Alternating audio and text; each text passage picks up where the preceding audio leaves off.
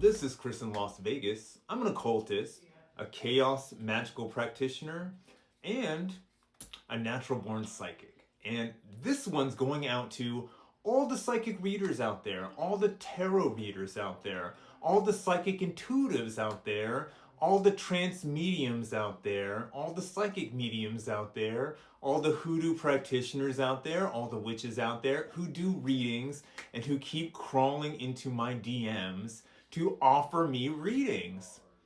Stop it, and I will tell you why. I grew up in a family where we were taught psychic powers as children.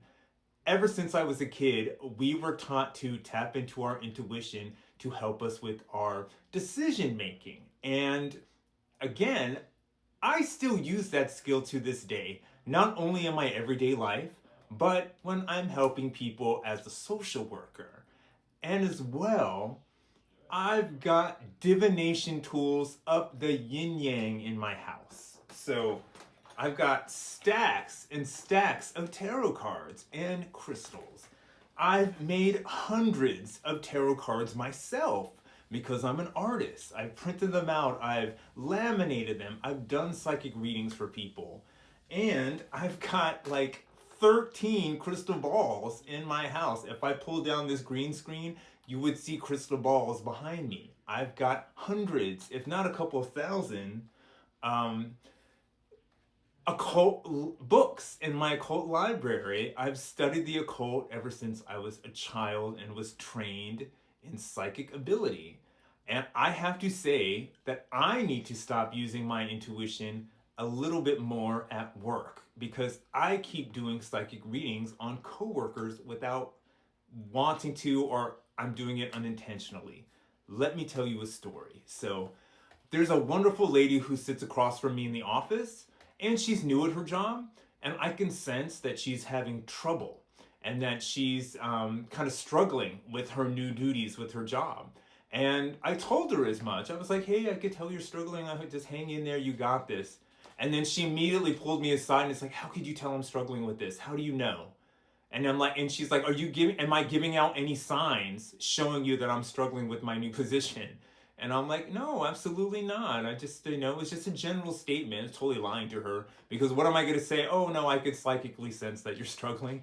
It just makes you sound like a freak, right? And I've learned this ever since I was a little kid to not psychically read people in public because they're going to think you're a freak or they're going to wonder why you know shit about them that you have no business knowing.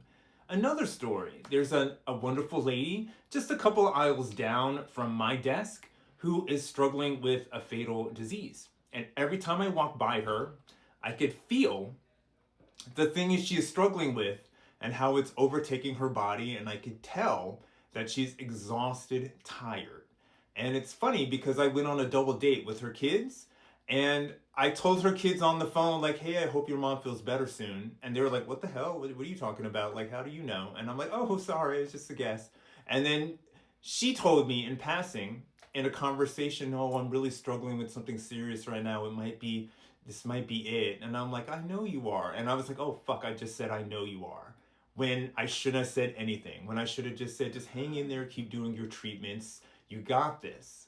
Now, when it comes to the psychic readers out there, if you really have a message from the other side that you are compelled to give me, by all means, just transmit it through one of these. I'm going to see it. I'm always standing in front of a crystal ball. I'm always standing in front of a boiling pot of water. I'm always going to catch the message, dude. So if you've got some urgent message from the spirit world, from the oracles of the tarot, from my ancestors, if you got that, psychic readers, just send it to one of these. I'll get the message. Hugs, health, and happiness from Las Vegas.